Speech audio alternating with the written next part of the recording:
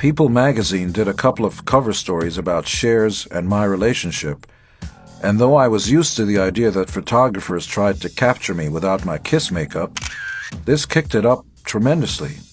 We were constantly hounded by paparazzi, night and day. I started covering my face with handkerchiefs like a bandit. Once we went into a Westwood store, and Cher and her sister Georgianne decided to walk down the street for a second. I said, "I'll just look around the bookstore." I was wearing Samoans and very short shorts for the first time, standard issue California dress. And I saw a couple pointing toward me, and I'm going, "Yeah, what are you looking at?" "Okay, so I'm in Kiss, and I'm dressed this way, and I'm browsing in a bookstore." Big deal. It's a New York thing. You're confrontational. "So what? So I'm in Kiss." So they turned around and walked away. When I walked over to Cher, I told her about it. Can you imagine those people were staring at me? They weren't looking at you. Your balls are hanging out from your shorts. I looked down, and sure enough, they were. They might as well have had a neon sign around them. That's rock and roll. Our life together had comedy far more often than tragedy. At times I have reassessed my criticisms of Ace and Peter. Sometimes I have to remind myself that everybody has their cross to bear. If I were Ace or Peter, I would find Gene Simmons very difficult to take. I've never been high, and I don't have much use for small talk. Whenever I spoke to Ace and Peter, it was to get information. Who, what, why, when, where, and how. Bada bing, bada boom, bada bing. They just didn't deal well with that. We would have numerous meetings before a tour or recording session, and they just couldn't sit still. They'd be cracking jokes and throwing food at each other, and every time at the end of the meeting they would ask me, "What was that about?" What? Or a day later they would ask, "Okay, when are we going to talk about the album?" I haven't been asked, so. And I would have to explain that we had talked about it, and that they had agreed to certain terms. Nothing would stick. No. Ace and Peter didn't take notes, didn't read memos. This was always a problem, but in 1979 the stakes were much higher. ABC may bring you 1979. By that time, Kiss was a big, fat, bloated beast. Culturally, the band reached its peak around 1979. We topped the Gallup poll as top rock band 3 years in a row, from 1977 to 1979. Number 2 was the Beatles, then the Bee Gees, then Led Zeppelin. We were so much a part of the cultural landscape, so much a part of what people thought of when they thought about rock and roll, it was hard to imagine being any bigger. With these kinds of headaches in the band, there were plenty of times I would have preferred to stay with Cher. But whenever I sat down and thought seriously about things, I realized that at least at that point I would never risk breaking the band up or leaving. It was all-inclusive and invasive. So in one way I sort of forgot that I had any options. I gave myself completely to the band and defined myself that way. I was Gene Simmons from Kiss. From Kiss might as well have been my last name. We were like brothers. And then all of a sudden we became multimillionaires, and then like everybody started going their own way. The best watches, the best car, Gene started dating Cher and Diana Ross. After a little while in California, I got distracted a bit from the rock and roll world. Even though I had always loved movies and wanted to explore that field, I was still a guy in a band. I didn't have a clue how to get into it, who the studio executives were, or what the structure was. But I started to get immersed in that world, mostly through Cher. Paul's out here doing something, Peter's doing this, I'm crashing race cars and getting loaded. It was like too much too soon. It happens, especially in the entertainment business. But thank God I'm still here, God. There's nothing worth fighting about except health and money, and the rest is okay. Gene is about money. I remember when I was at the richest point in my life, I was the most miserable. And I'm sure other people have heard that, other people have said that, I've met a lot of wealthy people who are miserable, It's, it depends on how you make your money, There's a lot of wealthy people who are crooked, and they're probably unhappy with themselves and have trouble sleeping at night because it's all on their conscience, With Cher in New York, I was introduced to an entire other world to which I'd never thought I belonged. I went to Halston's house, and anybody was there, from Andy Warhol to Liza Minnelli. The few conversations I had focused mainly on the fact that I was a curiosity, the guy who sticks his tongue out and spits fire. At these events, people would always be disappearing into bathrooms. I never understood what that was about. I was that naive about drugs, even at that late date. And the conversations weren't particularly interesting for me.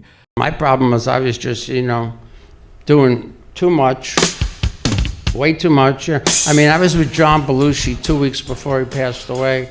We were partying together. We used to go on 3-day coke runs, and we had fun.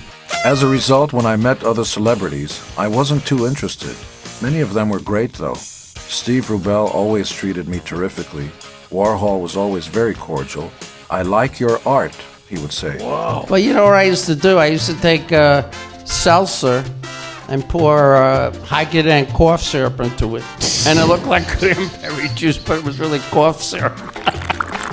We hadn't been away very long, only a year, really. And fans had gotten plenty of music in that stretch. Alive 2, Kiss, Alive 2, double platinum, Kiss, double platinum, and all 4 solo albums, all of them selling platinum.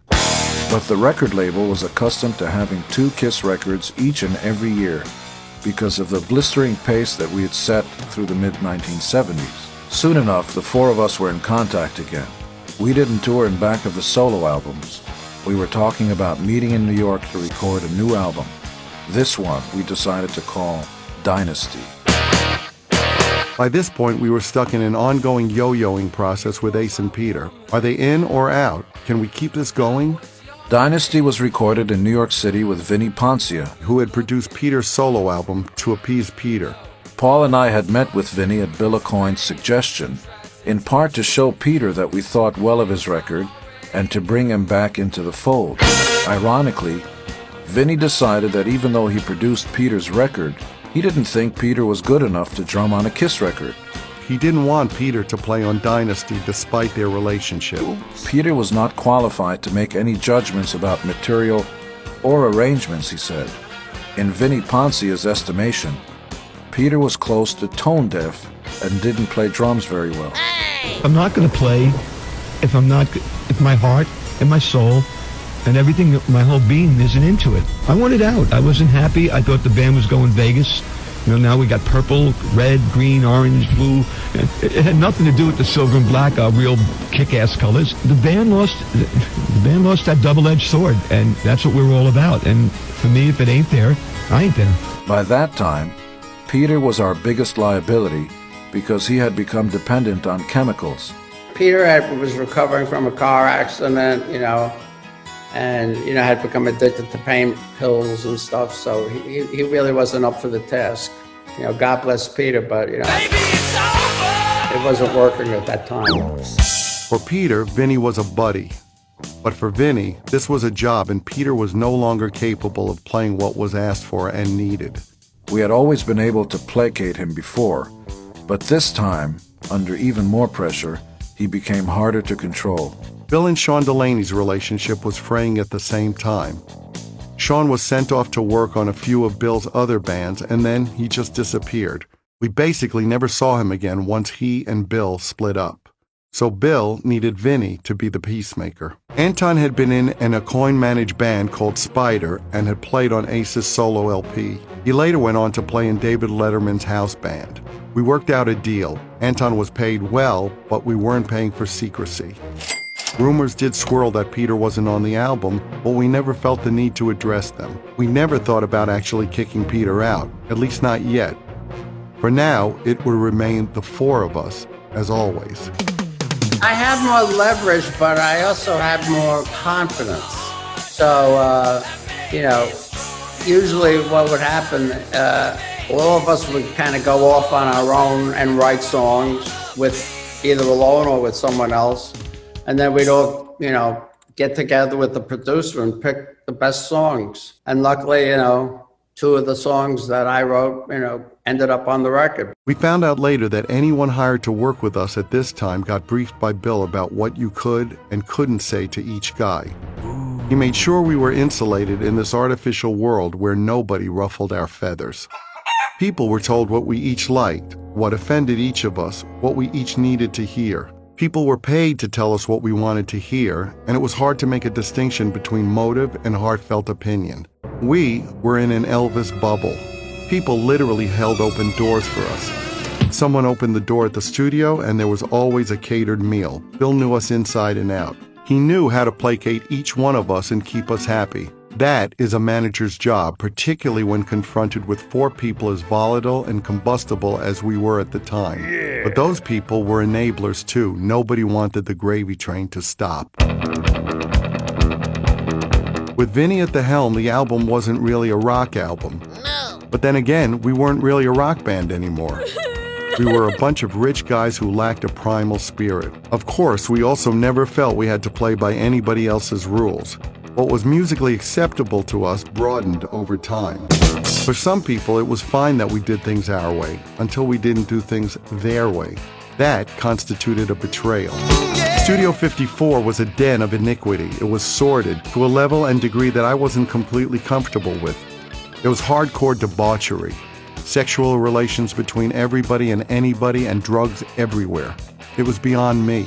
You know, I used to hang out at Studio 54, and I partied with a lot of celebrities. But I loved going there to dance. Nobody at Studio 54 wore a white suit and danced like John Travolta. I could go down there in jeans and a t-shirt and dance. Sometimes I'd go there on a Saturday night and not leave until the next morning. I'd buy the Sunday New York Times and read the paper in bed after one last dance with a woman I took home. It was crazy. You know, I mean, I remember going upstairs into Steve Rebell's office, and, you know, he'd lay out a big mountain of coke for me. I mean, it was that insane, you know, and then there'd be a big bag of money on the floor. It was crazy. I had heard all these 126 beats per minute songs and listened to the lyrics and thought, gee, I can do that. You know, I got a chance to hang out with a lot of movie stars when I was there, which probably I would have had a chance to do in a lot of other places. So, you know, I remember one night I was dancing with the Bionic Woman, Lindsay Wagner. I remember hanging out with Nick Nolte, Mick Jagger, Alice Cooper, and I liked it there. You know why I liked it? Because there was a lot of VIPs, and at that time, you know, Kiss was probably the biggest they were ever, and I didn't get bothered by fans, you know, so I could kick back and enjoy myself and get loaded without people bugging me. I think that's why a lot of famous people went there. I went home and set a drum machine to 126 beats per minute and sat down and started I Was Made for Loving You. It's funny that some Kiss fans think the song has a sanitized connotation of disco because it was written in a musical whorehouse. The music at Studio 54 was all about living in the moment, about having a great time, and so my song began like that too.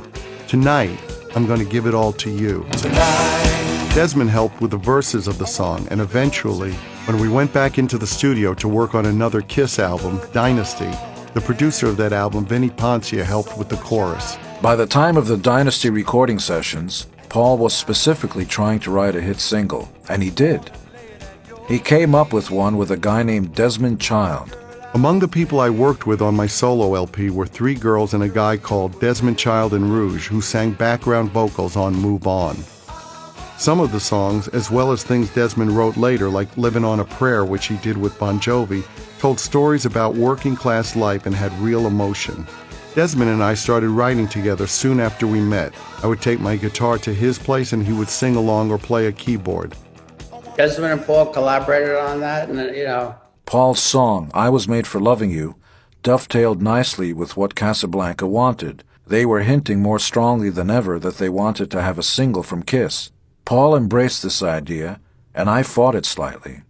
Although not out of any sense of grand principle, I would sit down and try to work with Vinnie Poncia, who had come from a different school of thought, but who I liked. He had produced Ringo Starr, and he was a pop singles guy. I Was Made for Loving You had a certain driving force and a catchy melody.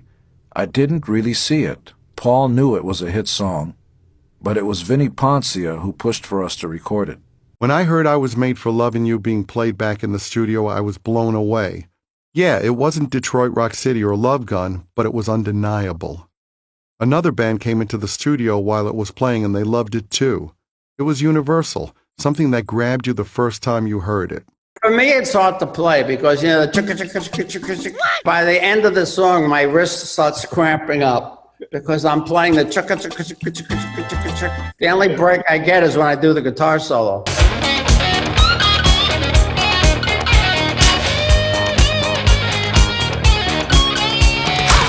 Then Paul switches over to it. Was it calculated? Yeah. Was it calculated to succeed? Yes, ultimately it was. But was that a bad thing? It started as a challenge to myself to see whether I could write in that style instead of meat and potatoes rock and roll. It was no different from the challenge I gave myself with Hard Luck Woman. The only difference was the style. It wasn't indicative of the sound of Kiss. No apologies for a hit that people worldwide still want to hear and sing along to. I mean, you can't take away the fact that it was such a huge hit and appealed to so many people.